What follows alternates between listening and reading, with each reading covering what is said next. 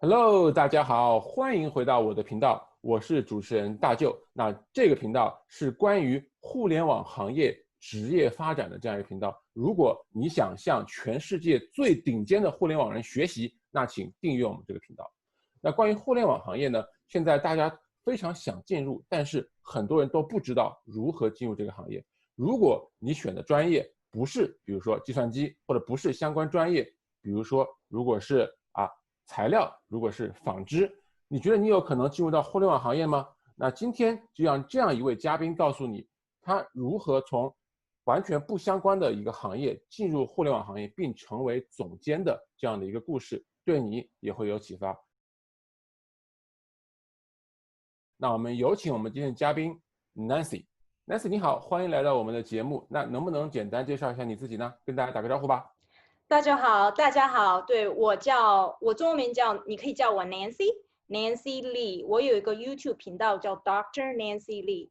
对，我最近是拿了3个 Direct Product Offer，全在 East Coast，现在正在 transition into my new company。但是我不是一步就到位了，直接变成 Direct Product。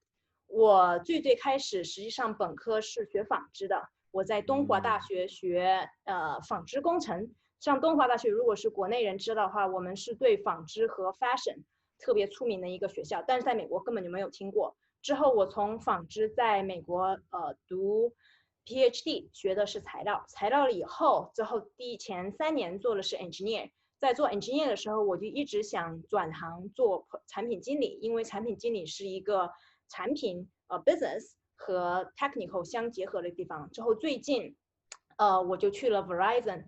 做了4年的产品经理，之后再转行跳槽作为产品总监。欢迎 Nancy，我觉得你的这个经历非常的有趣，想知道你小时候是怎么样的一个人，然后你怎么去读了一个纺织的这样一个专业，后来又读了材料工程的博士。首先这段经历是怎么样的？然后为什么你后来成为了进入到一个互联网的行业呢？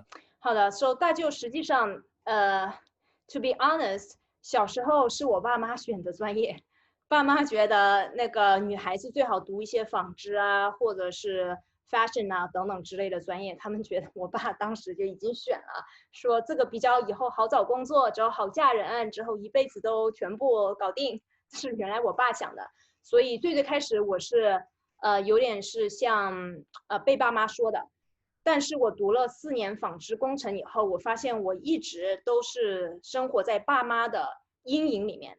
我是在活人家的生活，而不是活自己的生活。所以我就决定来美国，比方说申请一些非纺织的工程学。之后我申的主要是computer science 计算机、environmental engineering 环境工程，还有 material science 等等之类的。之后我最终拿到了5个 offer，之后这5个 offer 全部都有全奖。之后那时候说太好了，我可以重回自由了，自己design 自己的 future path。那如果是这样的话，你本来的路径是说在美国去读一个这样的一个工程学的博士，材料工程学的博士，那是怎么后来又想着去做互联网，而没有选择继续做材料工程的这个方面的事情呢？大舅这个问题问的特别好，我觉得很多小朋友应该或者现在的学生想的跟我差不多。我们学材料的很多能找到工作的都在美国的中部，比方说我有一些什么 Ohio 等等之类的。而且一个是地理原因，另外一个原因就是我觉得做材料或者做研究方向的会从产品一直到投放市场 on average 6年，平均6年。之后知道我这个6年的数据以后，我突然说，哎呀，这个太慢了，孩子都生了才6年。所以对，所以我那时候就开始想进互联网专业行业。所以你们也知道，大舅你自己在谷歌之后，我自己在那个电信行业做的东西都很快，基本上什么几个月就可以出一个 MVP， 如果快一点的什么几个月就可以找一些 early adopters 来试用你的产品，就1年这个产品搞不好就马上可以赚钱了。所以我觉得这个速度对我来说是一个很有激情的一个 industry。那我想问你，你当时做纺织、做材料工程，已经学了，对吧？4年本科，再加 N 年的博士，已经是博士了。然后这个时候你放弃这个事情来做想进入的互联网行业，先不说你进不进得去，你有这个想法，你不觉得可惜吗？你都已经是博士，学了这么多年的知识。嗯，讲的太好了，所有人都觉得可惜，我也觉得可惜。但是实际上我想的时候，我觉得每个人有2个 calling，一个是周围的其他人 society 社会告诉你的事情，一个是你的内心的召唤。实际上社会告诉我的 logically speaking， 我是应该继续读博士的，继续做这个原来本行的。但是我的内心就觉得，哎呀，好没意思啊！我每天上班的时候心不在焉呐，我觉得迟早总有一天出位跳槽的，还不如早一点跳呢。所以就开始跳槽。另外一点我想提出的是，商务博士读得很快，我是3年半读博士毕业的，我是波士顿大学最年轻的工科博士，所以总共浪费的时间还不是特别多，就豁出去了，就从头开始了。哇，最年轻的博士，厉害厉害，那么年轻就读完博士了，很棒很棒。好，那你读完博士之后，你决定了要去转行做互联网，那么这个问题来了，很多小伙伴都想说，我想做互联网，我是学别的专业的，我是学材料的，我是学纺织的，怎么办？来，支招，说说你的背景，说说你的体验。大舅这个问题问得太好了，实际上我觉得条条道路通罗马，所有的想进互联网专业的小朋友，或者是不仅小朋友，就其他行业的，只要你下定决心进这个行业，我觉得都有方式和方法的。我今天就来分享一下我自己的方式方法。首先，我自己是已经很决心的要进互联网行业，就像我之前已经说过了，我觉得这个 goal setting 这目标设定特别重要，而且我自己有给自己的一个 deadline。当时是觉得第一点是 goal，第二点 deadline 是说，如果我是通过2年都转不进去的话，那就放弃了再说了。所以我有 specific project plan， 这跟那个 project manager 有点关系。之后我下一步做的呢，就是我定了 goal 和 deadline 以后，马上就想第一件事情，我现在做的工作和产品经理有什么联系？比方说，我当年在壳牌石油做了3年 engineer 工程师的时候，我是一个 systems engineer。systems engineer 的意思就是说，基本上就是有巨大的 system。对我们当时做的产品，as an example， 我们告诉你们是如何和产品经理联系上的。比方说，你们当时应该听说过那个 BP oil spill。BP 的漏油事件，对吗，大舅？对的。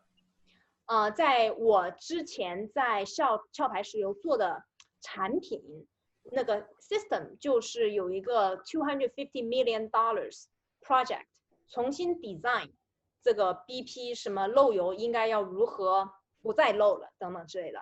所以那个 project 我 specific role 呢，就是想一想如何写一些 requirement， 写需求。之后再分发给很多 engineer， 因为这个系统特别的复杂。你想想，什么漏油事件上不是一个软件或者是一个硬件做成的，我们这个系统里面就有什么水下车，还有 battery 就是电池，之后还有很多的什么，当然了，很多软件呢，很多硬件啊，之后在整个过程当中特别复杂。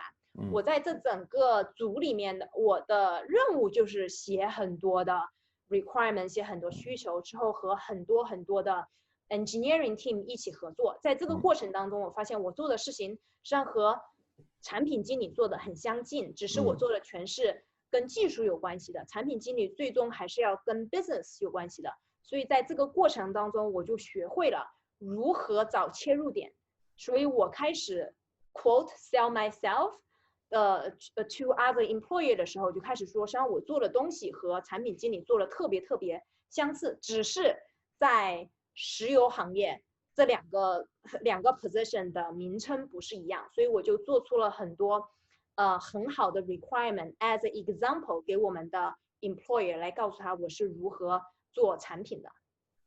我可以这样总结一下吗？就是你虽然是学材料的，你做石油的，但是呢，在你做这个不同行业的过程中，你就要去寻找那些机会。这些机会呢，使得你可以在那个行业里也做到和互联网行业类似的技能，就是有一些 transferable 的 experience skills， 对吧？那么你比如说，如果这个小伙伴，如果你现在看电视，如果你是石油行业的，你是什么纺织行业，你是别的行业的，有没有可能在你的行业里面也有一些跟互联网相关的一些技能和职能？就像你刚才说的，对吧？获得需求，虽然你的需求是另外一件事情，是怎么样解决漏油的问题是另外一件事情，但是呢，你做的事情，你寻找这个方向是有可能能够转移到互联网这个行业来，对吧？嗯，好，那接下来就是说你把你这个能力再去卖给雇主，这个过程难吗？